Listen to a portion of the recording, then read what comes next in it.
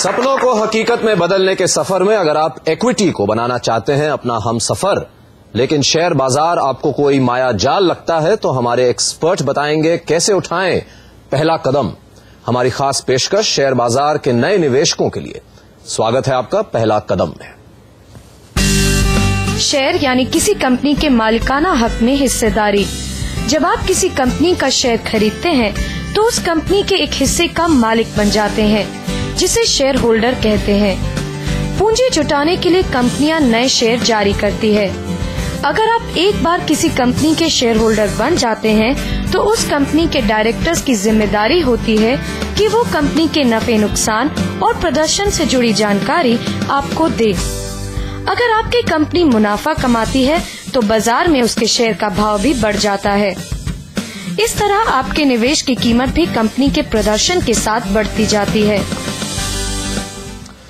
पहला कदम में शेयर बाजार से जुड़ी आपकी उलझनें दूर करने हमारे साथ हैं रिलायंस कैपिटल के ग्रुप प्रेसिडेंट अमिताभ चतुर्वेदी, जो एक जाने माने सपोर्टर भी हैं फाइनेंशियल प्लानिंग के।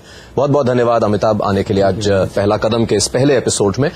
ये बताइए कि आप पिछले कई सालों से जो फाइनेंशियल प्लानिंग का जो मूवमेंट है कि जो हम इंसान हैं, सिटीजन हैं इस देश के, कि हम अपने पैसों को ठीक से समझें, उन पे थोड़ा वक्त बिताएं, इस पे आपने काफी ध्यान दिया है। शेयर एक तरीका है निवेश का। क्या आप हमारे दर्शकों को आज बताना चाहेंगे कि क्यों शेयर में आपको निवेश करना चाहिए, और इससे पहले अगर आप ये बता पाएं कि फाइनेंशियल प्लानिंग क्यों जरूरी है? किसी भी आम आदमी के लिए जो भी उसका पैसा सेविंग होता है वो सबसे कीमती चीज उसके लिए है, और जैसे हेल्थ का ध्यान रखते हैं वैसे फाइनेंशियल प्लानिंग भी अपनी सेविंग के लिए बहुत जरूरी है। बिफोर शेयर मार्केट बताने के पहले आपको एक और चीज बताऊंगा कि stock market is not the only place जहां आदमी को पैसा इन्वेस्ट करना चाहिए। आदमी को जो सैलरी मिलती है या उसकी पूंजी से जो उनको कमाई होती है उसको एक प्रॉपर एलोकेशन करना बहुत जरूरी है, और stock market is one component. जैसे आदमी बैंक फिक्स डिपॉजिट में डालता है, आदमी पोस्ट ऑफिस की स्कीम्स लेता है, पीपीएफ में पैसा डालता है, fix deposit of the corporates में डालता है, शेयर मार्केट में भी पैसा डाल सकता है, डायरेक्टली भी डाले या तो म्यूचुअल फंड के थ्रू भी डाल सकता है। ऐसे ही एक चीज जरूर बताना चाहूंगा कि शेयर मार्केट एक रिस्की कैटेगरी है। अगर इन्वेस्टर्स के लिए दो कैटेगरी होती है, जहां पे इंटरेस्ट रेगुलर मिलता है, फिक्स्ड मिलता है, और दूसरा है जहां पे मे बी 0% भी हो सकता है, 100% भी हो सकता है, माइनस भी हो सकता है। बट शेयर मार्केट इज वो कैटेगरी है जहां को आपको थोड़ा एलोकेशन आना जरूरी है, और अगर आप सही तरीके से शेयर मार्केट में इन्वेस्ट करेंगे, सोच समझ के, एडवाइस लेके, डेफिनेटली लॉन्ग टर्म में शेयर मार्केट में डालने से आपको ज्यादा ही इनकम होगी compare to fix market. So proper planning करें, घर में पैसा इन्वेस्ट करें, एफडी में डालें, आरबीआई में डालें, म्यूचुअल फंड में डालें, और थोड़ा शेयर मार्केट में भी डालना चाहिए। जी अमिताभ, लेते हैं कुछ सवाल आपके साथ। हमारे साथ बैठे दर्शक हैं यहाँ पे, आप सबका भी स्वागत आने के लिए। आइए सबसे पहला सवाल लेते हैं अनिल शाह का।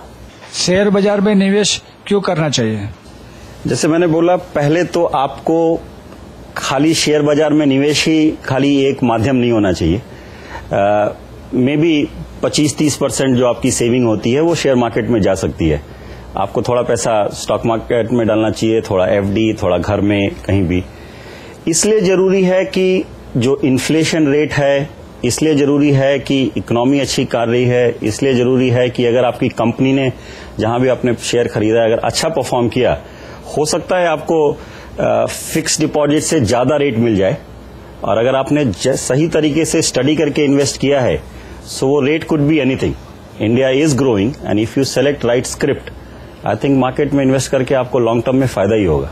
क्या आप ये कह रहे हैं अमिताभ कि अगर आप लॉन्ग टर्म पिक्चर देखें तो रिटर्न्स के तौर पर, चाहे आप प्रॉपर्टी लें या चाहे आप गोल्ड लें या फिक्स डिपॉजिट जैसे आपने कहा, ये जो इस तरह के जो इंस्ट्रूमेंट्स हैं जिनकी एक बास्केट रहती है अवेलेबल एक निवेशक के पास, उसके साथ अगर आप कंपेयर करें तो आप क्या कह रहे हैं कि लंबी अवधि के, आपने 3-4 बार ये लंबी अवधि वाली बात की, तो क्या इसमें आप कह रहे हैं कि हिस्टोरिकली ये देखा गया है कि इक्विटी ने सबसे ज्यादा रिटर्न दिया है? डेफिनेटली। अगर आपके पास लंबी अवधि, I mean is 5 year plus का होराइजन है, एनी एसेट कैटेगरी, चाहे फिक्स्ड इनकम लीजिए, चाहे कमोडिटीज मार्केट ले लीजिए, चाहे आप रियल एस्टेट ले लीजिए, stock market on a 5 year horizon plus will have an edge over everybody. अगर सही तरीके से स्क्रिप्ट सेलेक्ट किया जाए और सही तरीके और सही कंपनी में डाला जाए, मैं ये नहीं बोलूंगा सही समय पे डाला जाए, बिकॉज समय बहुत सारे लोग सोचते हैं कि आज सही समय है या कल सही समय है, बट अगर रेगुलर इन्वेस्ट किया जाए 5 साल के होराइजन में, stock market is definitely a better way of putting part of your money. पूरा पैसा ना डाले, पार्ट पैसा डाल सकते। जी, कितना डालें इस पे हम चर्चा करेंगे, लेकिन आइए सुनते हैं एक अगला सवाल जो कि भेजा है लुधियाना के सुखराज सिंह ने। मैं नया इन्वेस्टर हूं और मैं ये जानना चाहता हूं कि जो शेयर मार्केट में शेयर की जो प्राइस होती है वो कैसे फिक्स होती है। जैसे रिलायंस का आजकल शेयर 1800 चल रहा है, अगर कल मार्केट बढ़ती है तो वो कैसे बढ़ती है, तो उसकी जो प्राइस चेंज होती है वो जैसे 40 रुपये उसकी प्राइस चेंज होगी, वो कैसे होती है। ये सवाल कई लोग पूछते हैं कि ये क्या चीज होता है, ये हमें भी पूछते हैं कि ये आपके टिकर चलते हैं, ये प्राइस आते रहते हैं, ये क्या है, इसका मतलब क्या है, ये शेयर प्राइस जो डिटरमिन होता है ये किस तरह से होता है। पहली बात तो मार्केट में प्राइस कैसे फिक्स होते हैं अगर हमें मालूम पता तो हम भी अपने सिर्फ शेयर ही खरीदते थे, but definitely there are few factors जो गवर्न करते हैं कि शेयर प्राइस कैसे फिक्स होता है। वन, डेफिनेटली किस कंपनी में आपने डाला, किस तरह की कंपनी है, कंपनी की परफॉर्मेंस क्या है, वो कंपनी किस इंडस्ट्री में है, वो इंडस्ट्री का क्या ग्रोथ है, इकोनॉमी क्या व्यू है।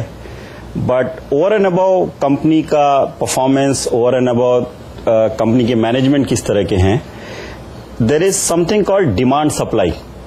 जो ये शेयर कंपनीज इशू करते हैं, कितने शेयर मार्केट में है जिसको लोग खरीद सकते हैं, कितने खरीदना चाहते हैं, और कितने सारे शेयर, कितने लोग मार्केट में शेयर बेचना चाहते हैं।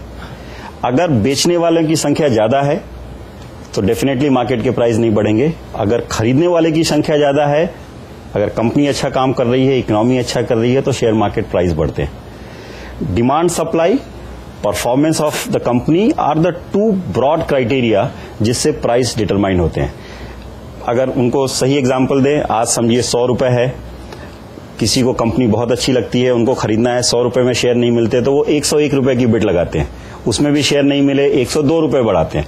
ऐसे प्राइस बढ़ता जाता है। बट अगर 100 रुपए में बहुत सारे लोग सेल करने आते तो 100 रुपए में ही उनकी डिमांड हो जाती, तो शायद शेयर मार्केट प्राइस नहीं बढ़ता।